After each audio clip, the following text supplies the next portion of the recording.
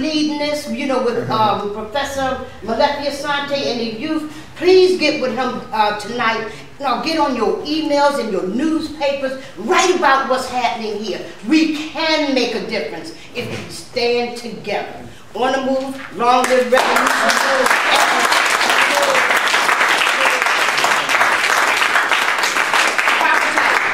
I am Minister of Confrontation for the MOVE organization. I am a disciple of John Africa who believes in protecting all life.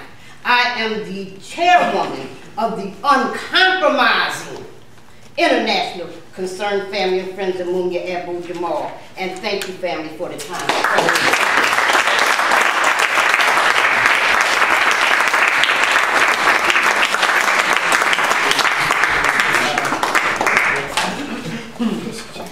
Thank you, Pam. Next, I would like to introduce Adam Shils, who's a Chicago area public school teacher and social justice activist. He's also a member of the National Committee of Socialist Action. Adam. Thank you.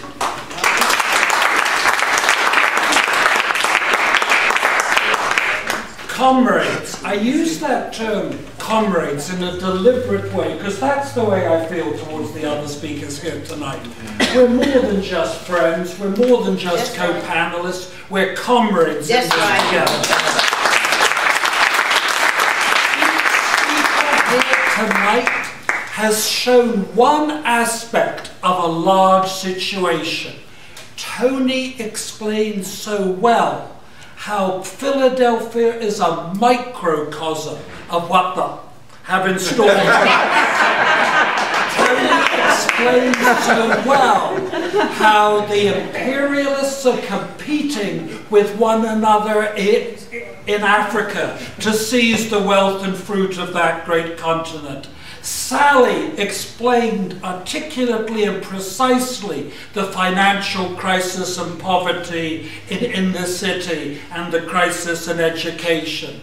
Pam spoke brilliantly of what can be more important, our health, our very existence. And each of my comrades here tonight showed one aspect of a common united offensive. That of the austerity drive driven by the international ruling class at the moment. And it's not because they're mean, it's not because they're mother. There's more to it than that. It's because they're driven to austerity by the crisis of their system. And this is something new. I want tonight to take up 2 points. Why are these attacks taking place? And since this is a meeting of activists, what are we going to do about it? Austerity represents a major shift of capital to the ruling class. It dominates politics in this country and around the world. It's because there's a long-term crisis of profitability that leads to a capitalist need to really boost the rate of profit. Capitalism needs higher profits than it has now in order to launch a really successful cycle of accumulation. Sally's absolutely right. Profits are up, but they're not up high enough for the owners of the system to rest and be happy. Therefore, they're driving profits up through every way they can, through directly attacking wages through breaking union contracts, for lowering the social wage or social spending.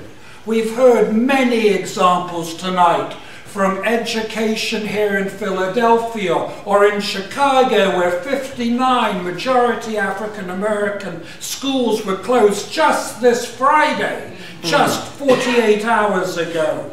Tomorrow here in Philadelphia, I understand there's going to be a demonstration against closing the post office on Saturday. What clearer example could there be of the cuts in social spending?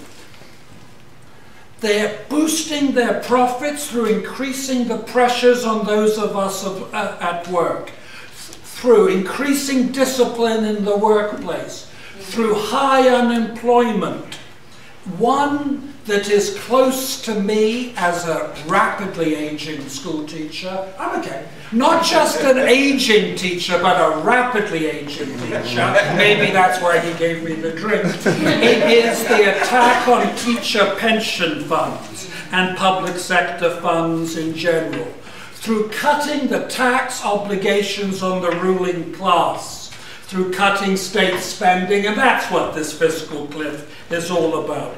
These are the orders of the day. If you want to see the future, look to the tiny Mediterranean island of Cyprus. In Cyprus, they were thinking of just going into every bank account, lopping off a whole portion of it. You can't get a much simpler example of capitalist theft if you looked, I don't think. Austerity provides the backdrop for the current economic situation, an anemic and hesitant upturn.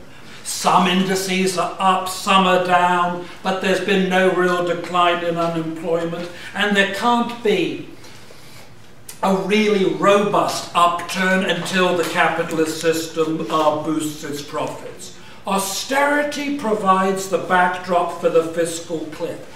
And if we sift through all the wheeling and dealing, the factional maneuvers, the 24-hour news spin, we see what's really going on. Moving the agenda towards the privatization and attacks on Medicaid, Medicare, and Social Security. That's what's really going on, comrades. And who is front and center on this? The Obama administration is.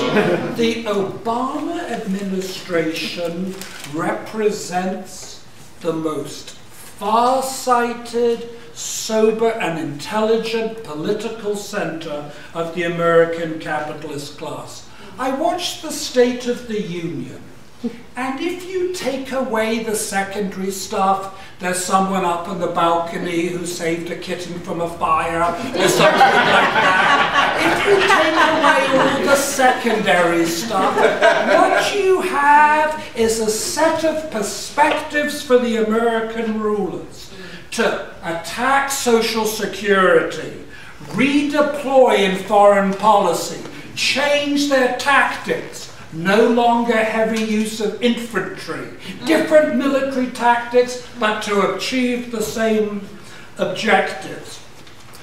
Have a, quote, immigration reform. I would do this, but someone was thinking I was swearing, but an immigration reform, which means that there's a large army of workers in this country who will be perpetually nervous, perpetually unsecure, fearful for deportations, less inclined to fight back. That's right. That's what they want on immigration reform and to modernize big business.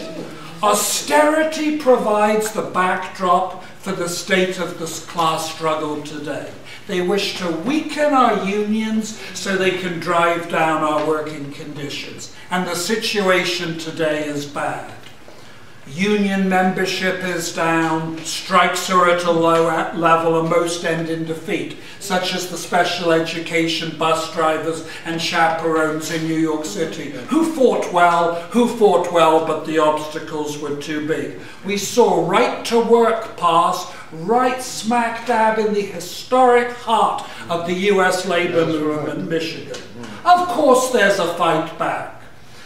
We saw the magnificent Trayvon Martin demonstrations, the women's slut groups, the Occupy, the anti-war demonstrations in Chicago at the time of the NATO summit. But this is a meeting of activists, and we have to face reality. The scale of the fight back is nothing like what's needed to stop the juggernaut of the ruling class offensive. But the big question isn't to analyze this, isn't to be unhappy about it, but what are we going to do about it? And what we should do about it is this. Firstly, we've got to rebuild our organizations of the labor movement, the African American movement, the women's movement, because if one's going to have an offensive strategy, unless the building blocks our local organizations are stronger, then you can't go onto the offensive with weak organizations. It's going to a fight with weak weapons.